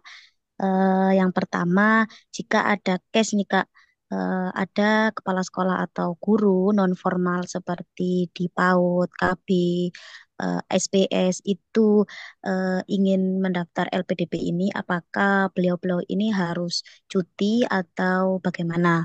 Selanjutnya, apakah memang bisa gitu ya melanjutkan studi ketika menjabat?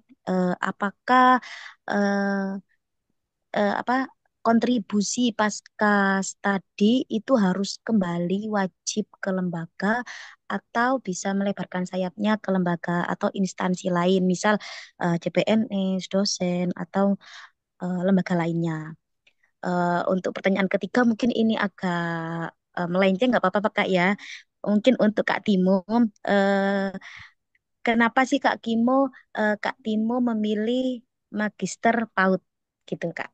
Terima kasih. Baik, terima kasih untuk Kak Nur. Mungkin dipersilakan untuk Kak Gintang menjawab terlebih dahulu.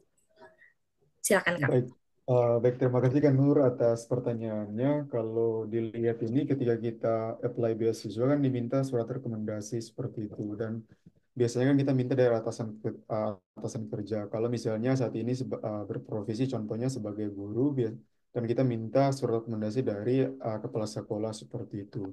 Dan untuk case-nya Kanur sendiri, kalau misalnya ada rekan kerja yang memang uh, mau mendaftar beasiswa LPDP, nanti ini dilihat dari instansi kakak sendiri ini apakah terikat atau tidak seperti itu. Kalau misalnya terikat, secara otomatis alangkah baiknya kakak sendiri harus balik atau rekan kerjanya harus balik seperti itu. Tetapi kalau misalnya tidak terikat, contohnya dia bukan PNS, tetapi dia mau melembarkan sayap menjadi seorang dosen kontrak atau dosen kontrak, contohnya ini sangat bisa seperti itu. Tetapi kalau misalnya kembali lagi, kalau misalnya um, instansi tersebut sudah membuat kontrak atau sudah terikat dengan kakak sendiri, secara otomatis alangkah bagusnya itu harus kembali seperti itu. Toh kita berkontribusi juga sebenarnya bukan hanya untuk instansi, karena dia mempunyai dampak untuk masyarakat juga seperti itu. Baik, terima kasih Kak Gintang untuk jawabannya. Silakan untuk Kak Timo. Oh, baik, terima kasih. Kalau untuk saya pribadi, yang tadi pertanyaan kenapa memilih Magister PAUD ya Kak Nur? Ya, ya, betul, betul, Ya. Kak. Untuk pertanyaan pertama tadi sudah dijawab oleh Kak Gintang, memang begitu sudah. Jawabannya, kalau kakak terikat maka harus kembali. Kalau kakak tidak terikat berarti bisa kembangkan sayap dimanapun. Intinya masih di Indonesia kakak. Terus yang kenapa saya memilih Magister PAUD kakak? Sebenarnya saya S1-nya PAUD kakak. gitu. Jadi saya lanjut S2 ini tetap memilih program studi yang sama begitu, Magister PAUD.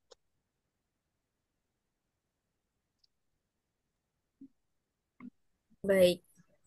Terima kasih Kak Timo untuk untuk jawabannya. Mohon maaf, Kak Nur, apakah sudah bisa menerima jawaban dari kedua narasumber? Ya, sudah sangat baik sekali. Apa saya boleh menyanggah sedikit? Bukan menyanggah, bertanya ke Kak Timonya lagi Kak. Boleh, Kontribusi boleh. Kak, kontribusi Kak Timo atau apa Kak Timo latar belakangnya sebagai pendidik PAUD atau bagaimana Kak? Boleh diceritakan sedikit Kak? Oke, baik ya, saya langsung tanggapi. Izin saya ceritakan sedikit. Saya memang lulusan PAUD tahun 2019 di Undana Kupang, Kakak. Nah, saya pengalaman pernah mengajar hampir 1 tahun di TK, lalu putus karena waktu itu COVID. Jadi saya diberhentikan. Nah, untuk saat ini kemarin saya terakhir kali itu bekerja di salah satu universitas Katolik di Kota Kupang, bagian administrasi kemahasiswaan yang sama sekali tidak relate, sama sekali tidak sesuai dengan jurusan yang saya punya. Nah, saya kemarin itu menulis kontribusi saya itu di mana uh, sebelum saya menulis kontribusi itu saya apa namanya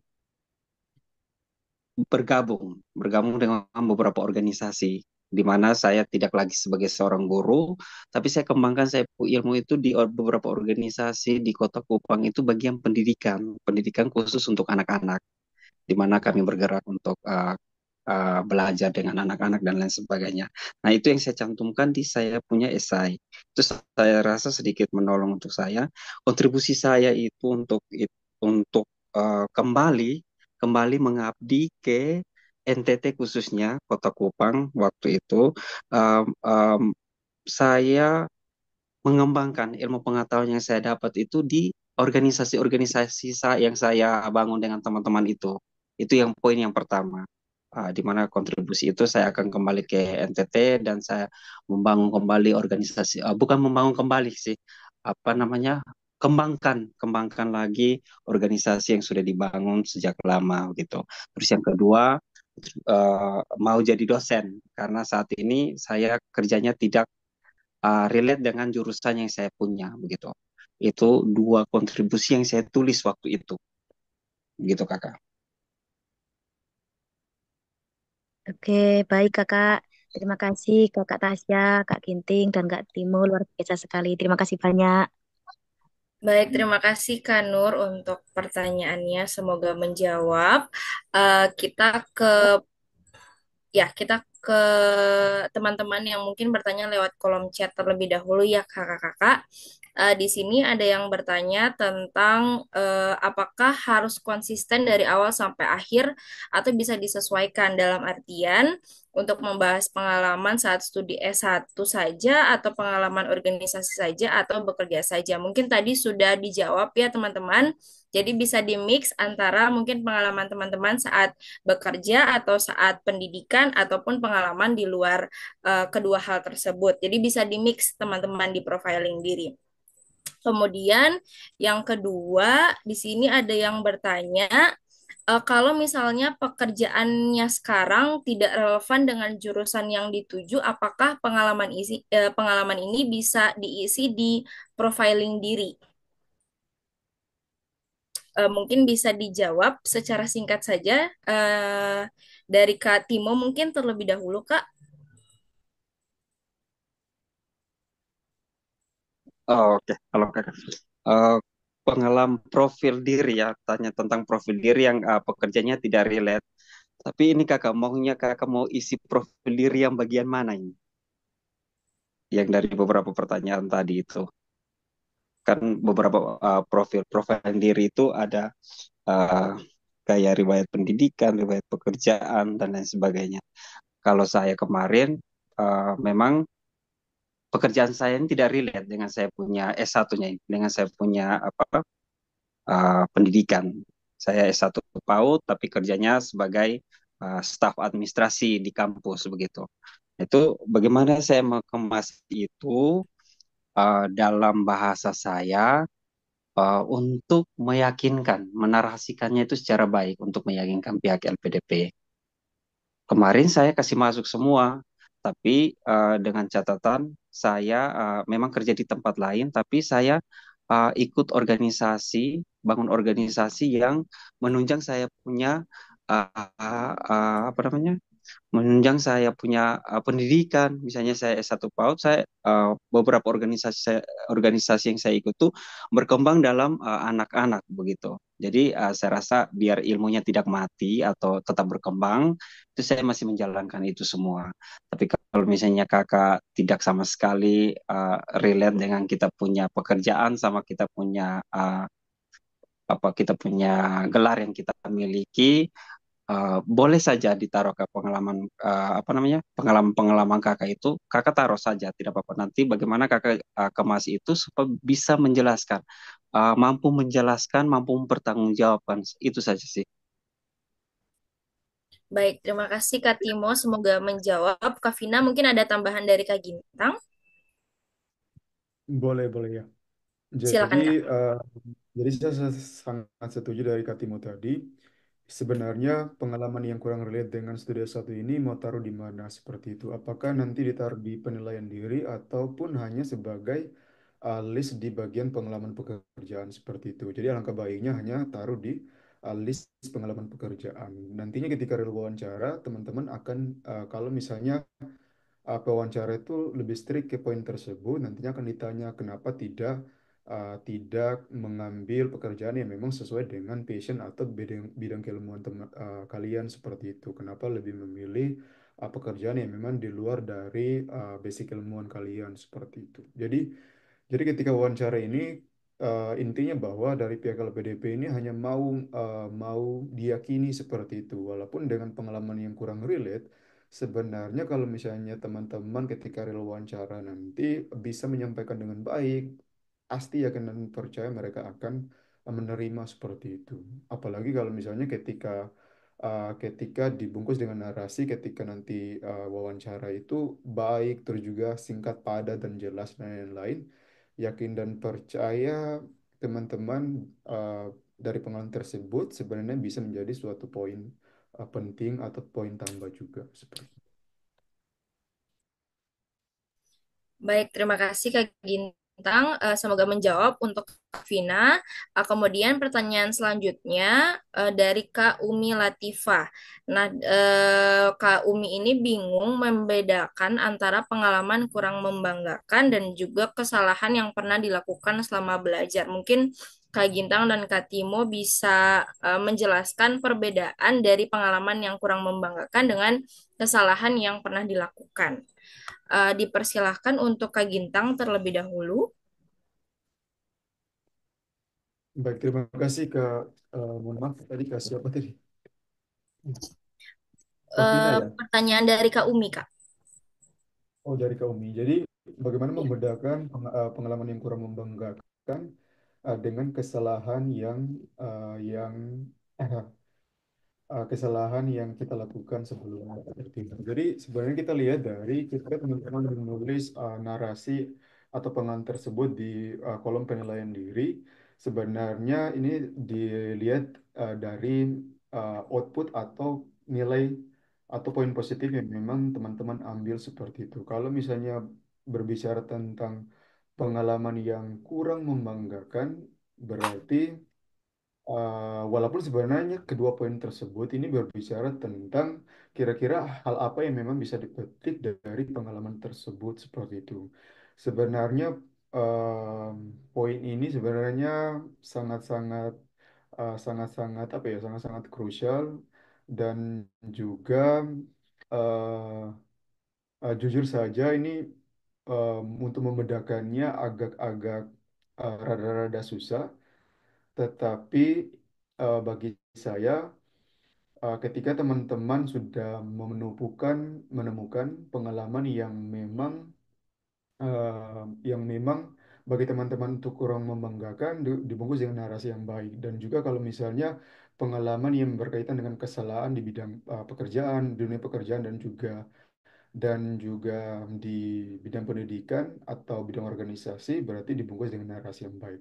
Nanti ditambah Katimo lagi, tetapi setelah ini saya akan tambahkan juga. Saya koma dulu seperti itu. Baik, terima kasih Kak Gintang untuk jawabannya. Dari Kak Timo, ada yang ingin ditambahkan, Kak? Oke, baik. Mungkin saya sedikit saja ini terkait dengan pengalaman yang kurang membanggakan dan kesalahan yang pernah dilakukan. Nah, ini memang ada dalam itu. Uh, Mungkin kakak bisa fokus pada kesalahan-kesalahan. Mungkin kalau kita sudah bekerja tuh ada saja kesalahan-kesalahan yang kita lakukan. Itu bisa dicantumkan, tapi jangan terlalu banyak. Takutnya kita dinilai tidak profesional dalam bekerja dan lain-lain.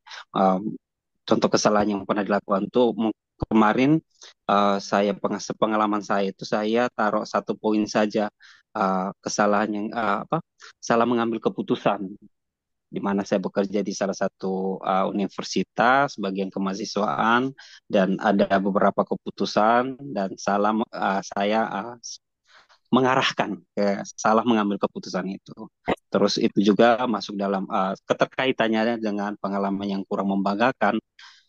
Kalau saya pribadi kemarin isi profil diri saya pengalaman yang kurang membanggakan untuk diri saya sendiri itu saya tidak menghargai waktu, entahlah itu penilaian LPDP itu bagaimana, tapi saya tulisnya seperti itu. Pengalaman yang kurang membanggakan untuk diri saya tidak tidak terlalu menghargai waktu sehingga ada beberapa pekerjaan yang tertunda dan lain-lain gitu.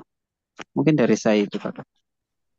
Baik, terima kasih Kak Timo untuk jawabannya. Kita ke teman-teman yang raise hand dulu. Ada Kak Jayanti, dipersilakan Kak. Oke, baik, terima kasih. Apakah suara saya terdengar? Terdengar Kak. Oke, terima kasih, Kak. Perkenalkan, nama saya Janti Putri. Mungkin saya akan bertanya terkait dengan pengisian. Gimana terkait dengan pengisian eh, pengalaman yang pertama terkait dengan kelebihan ya, kelebihan atau kekuatan yang kita miliki. Nah, di sini saya memiliki apa ya? eh, ada dua sisi yang berbeda. Ketika saya mengupload di ini di LPDP, itu ketika saya menambahkan baris antara baris pertama dan baris kedua itu ada seperti yang baris kedua ada menjorok. Menjorok rada seperti satu kata atau 5 huruf. Nah, apakah di situ berarti apa namanya kita menuliskan misalnya kelebihan saya adalah aktif berorganisasi, misalnya seperti itu. Kemudian penjelasannya itu ada di bawahnya. Atau aktif berorganisasi itu kita langsung tuliskan semuanya apa penjelasannya. Kemudian antara yang baris satu dengan baris kedua itu tidak ada perbedaannya. Mungkin secara itu teknis ya, tapi eh, saya rada bingung nih ketika apa namanya menuliskannya karena tadinya saya berpikiran bahwa kekuatan atau kelebihan itu saya buat paragraf sehingga semuanya itu menjadi sebuah satu kesatuan yang utuh. Saya mikirnya seperti itu. Yang kedua, eh mungkin itu dulu aja, Kak. Makasih. Baik, terima kasih untuk pertanyaannya Kak Jayanti. Kak Gintang sudah dapat poinnya Kak? Ya, sudah. Ya, dipersilakan Uh, Kak.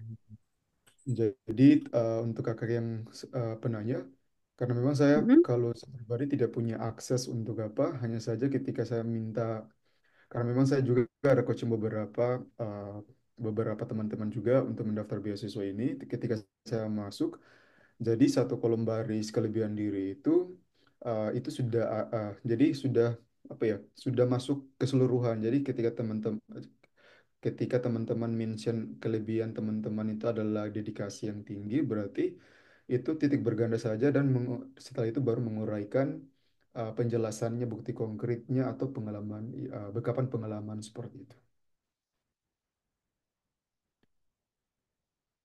Tapi ingat bahwa Baik, terima kita kasih. mempunyai Nah, kita mempunyai batasan satu baris itu hanya bisa 250 karakter seperti itu. Oke, berarti memang ini ya satu baris itu untuk satu topik ini ya seperti itu. Nanti untuk beda topik beda baris seperti itu. Nah, karena ada Ya, keterbatasan kata yang memang saya lihat sepertinya lebih baik di apa namanya ada contohnya dalam kehidupan sehari-hari gitu. Nah, pertanyaan saya, apakah nanti di profiling ini LPDP itu hanya cek administrasi atau sudah cek ini apa udah saring dari ininya Kak? Sudah saring dari apa yang kita tulis. Kiranya gimana? Mm-mm.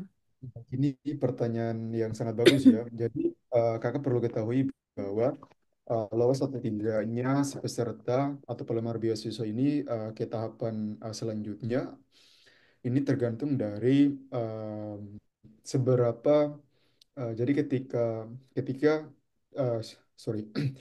Jadi untuk administrasi ini, dokumen-dokumen yang diminta oleh pihak LPDP, kalau misalnya sudah memenuhi, secara otomatis akan lolos secara otomatis. Ketika kakak sendiri sudah mengisi penilaian diri, dan semua sudah lengkap berkas-berkasnya, dokumen yang sudah diminta sudah diunggah, yakin dan percaya langsung otomatis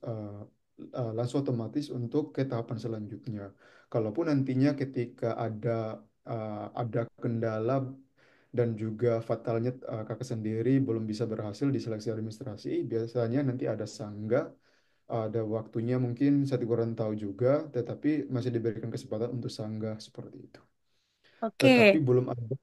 belum ada proses penyaringan dan proses penyaringan itu sebenarnya dilakukan ketika seleksi selanjutnya dan mereka lebih rinci lagi ketika tahapan substansi atau wawancara seperti itu.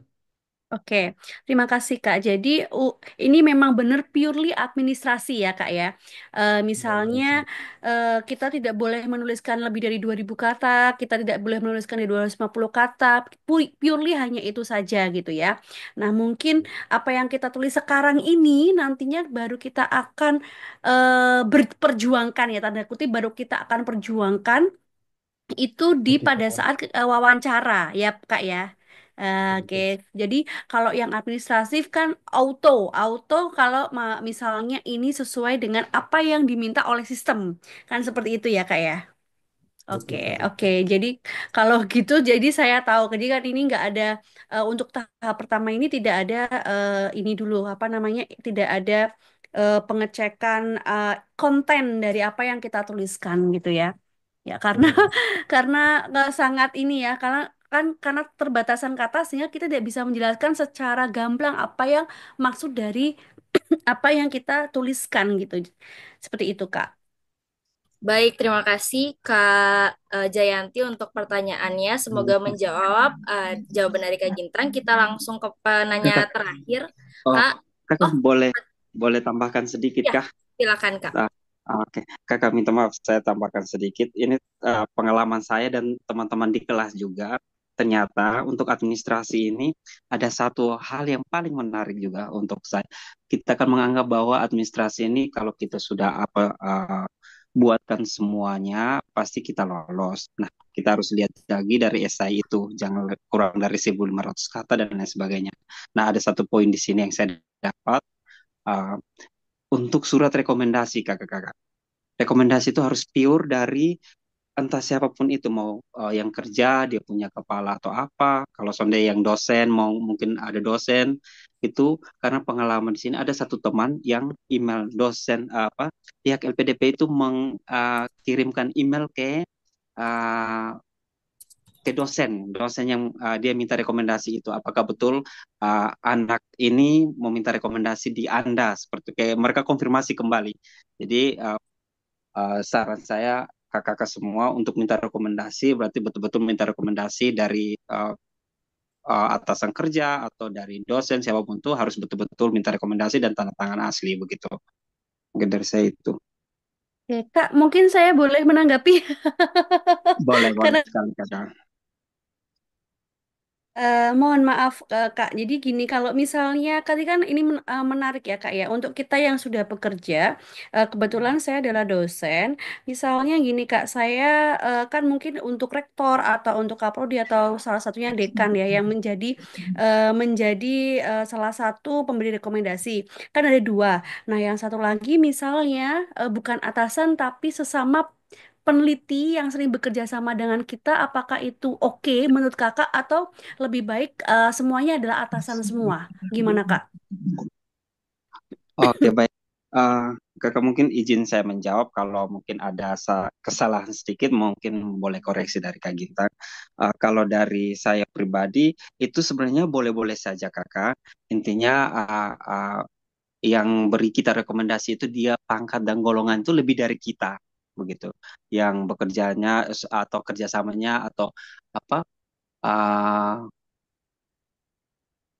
dia punya apa namanya penelitian riset itu maunya lebih apa lebih lebih Lebih banyak dari bagus. kita lebih bagus atau pimpinan itu punya jabatan apa begitu. Kalau kebanyakan di sini teman-teman dosen itu mereka meminta rekomendasikannya dari dekan karena itu akan berdampak pada misalnya kita lulus nanti kakak itu kita akan beri izin atau tidak itu kan suratnya dari ini dekan sebaiknya dekan tuh tahu kalau kita ini ada ikut tes sehingga kalau lulus kalau kita datang ikut PB atau kita mau kuliah itu pihak kampus tuh tahu begitu kakak. Baik, terima Oke kasih Kak. Kak Timo. Nanti Kak Jayanti mohon maaf sekali karena waktu kita terbatas. Nanti bisa langsung aja ke IG-nya Kak Timo ya Kak. Nanti bisa mungkin konsultasi lewat Instagram. Jadi biar Kak Jayanti juga bisa lebih paham dan diskusi dengan Kak Timo nantinya. Ya, terima kasih Satu menit, Kak. satu menit, 1 menit, Kak. 1 menit. Ya, ya sebentar Kak Jenny. Nanti habis Terakhir, ini, terakhir, terakhir. ya Terakhir, habis terakhir. ini gilirannya Kak Jenny sebentar ya. Terima kasih Kak Timo dan Kak Jayanti. Silakan Kak Jenny pertanyaannya. Urgen, Kak. Urgen, urgen. Penting, penting, penting. Iya, silakan Kak Jenny pertanyaannya. Silakan. Baik. Selamat malam untuk para kakak-kakak senior, para kakak-kakak materi. Terutama terkhusus untuk kakak Timo. Di sini saya penasaran sekali muka kakak Timo itu yang mana. Soalnya dari tadi kan matikan kamera soalnya. Jadi saya sangat tertarik sebenarnya dengan materi yang disampaikan oleh Kak Timo terkait terkait apa kekurangan dan kelebihan tadi ya. Jadi gini Kak Timo, saya mau tanya, saya kan kebetulan berdasarkan saya ini kan kuliahnya agak terlambat habisnya. Apakah ini perlu saya tuliskan dalam uh, pengalaman yang kurang membanggakan atau apa gitu? Apakah ini berdampak besar kepada esai saya atau macam apakah saya tidak direkomendasi untuk mendapatkan beasiswa ini? Apalagi LPDP kan menuntut kita untuk selesai tepat waktu. Apakah saya tulis kekurangan saya karena terlambat wisuda, karena mungkin sampai semester 13 begitu mungkin. Apakah ini kesalahan fatal atau tidak? Apalagi kalau macam saya tidak tulis, saya takutnya kan saya tidak jujur gitu.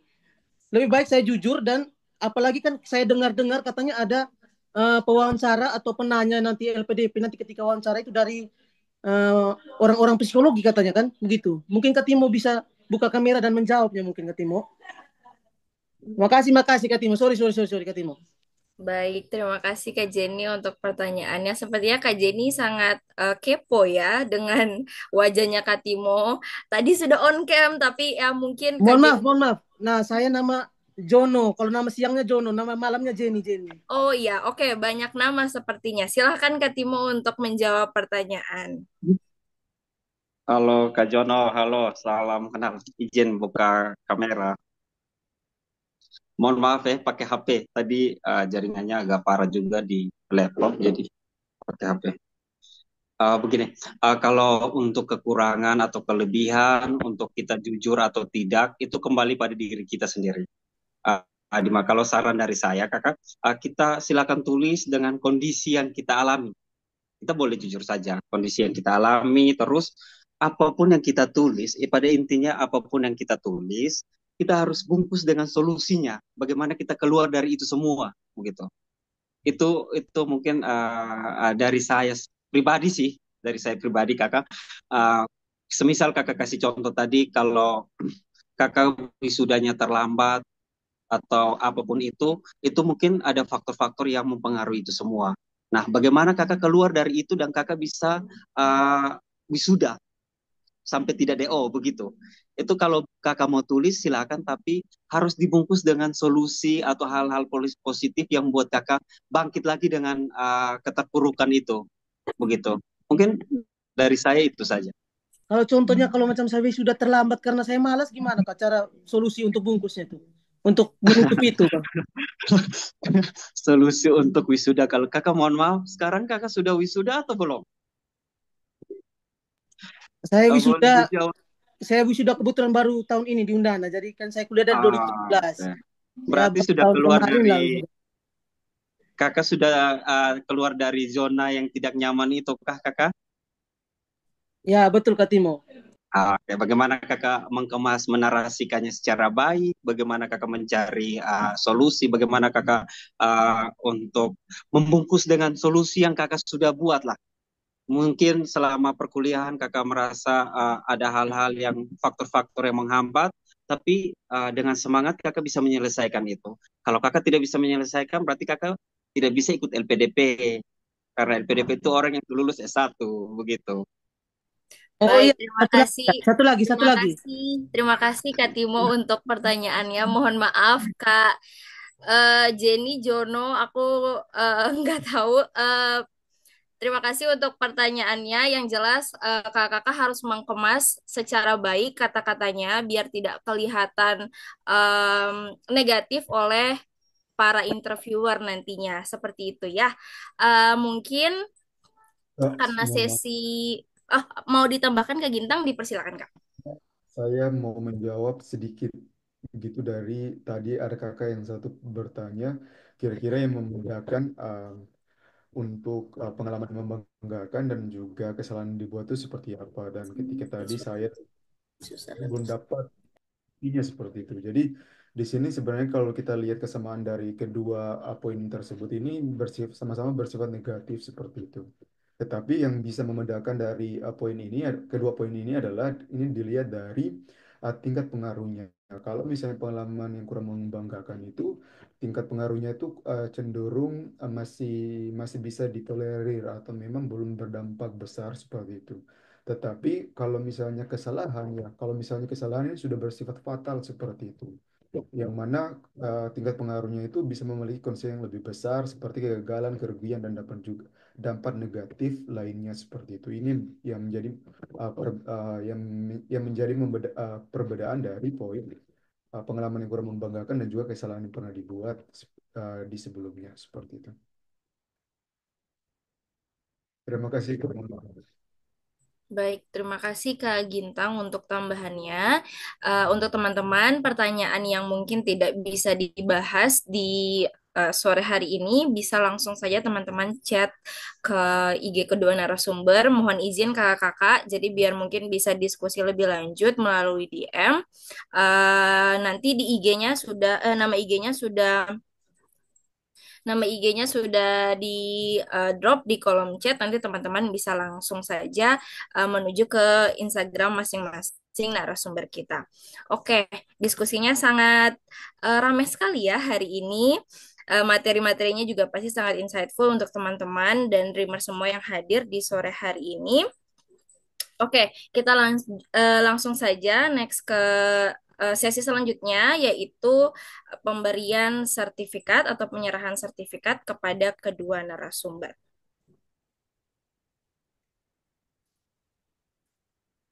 Baik, untuk sesi penyerahan sertifikat ini akan diwakilkan oleh Kak Renya selaku PIC dari acara hari ini. Dipersilakan, Kak.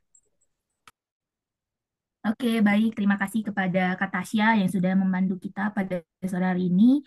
Juga terima kasih bagi Kak Ginta dan juga Kak Timo yang luar biasa ya sudah berbagi begitu banyak tips, kemudian pengetahuan dan strategi untuk teman-teman bisa lebih matang lagi mempersiapkan profiling diri.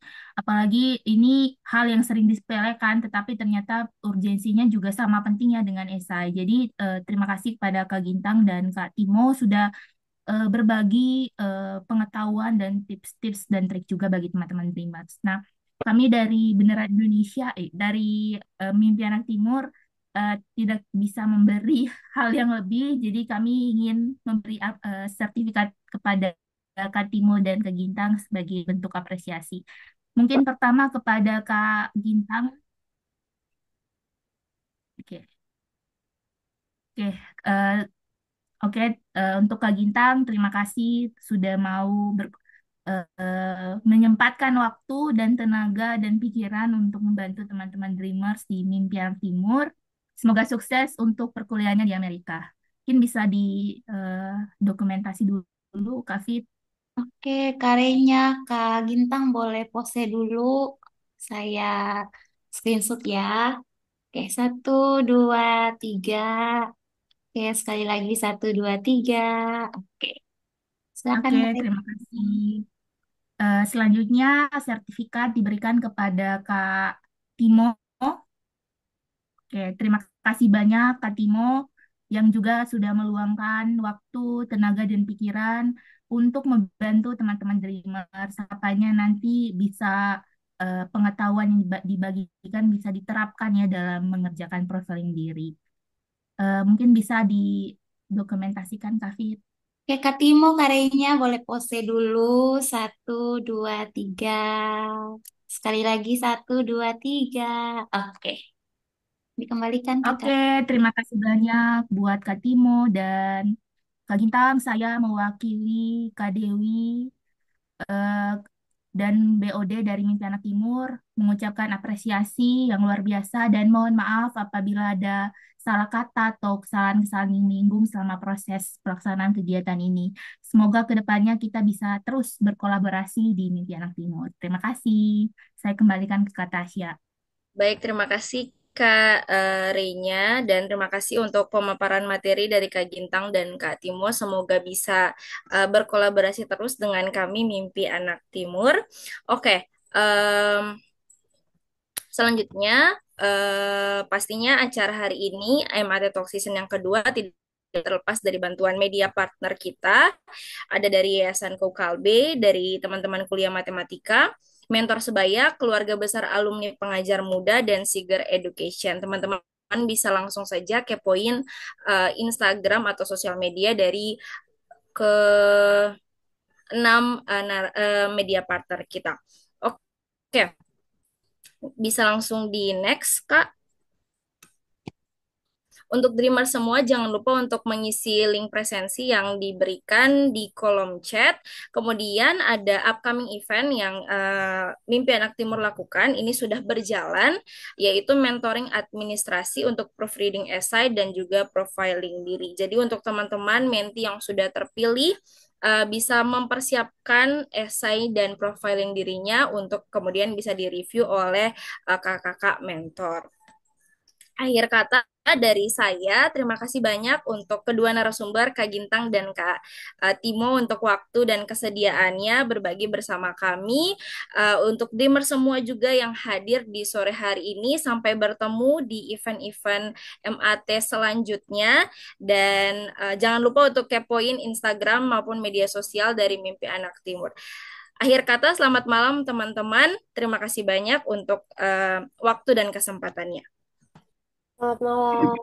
Selamat malam, sampai jumpa. Semangat teman-teman semua. Terima kasih Kak Gintang, Kak Timo. Siap, terima kasih juga. Semuanya.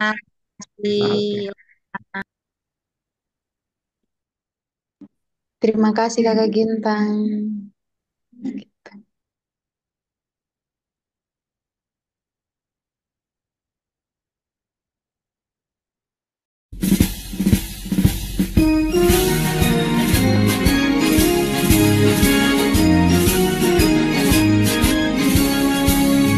Bawa kepakan sayap sang Garuda yang berlandaskan kepada Pancasila.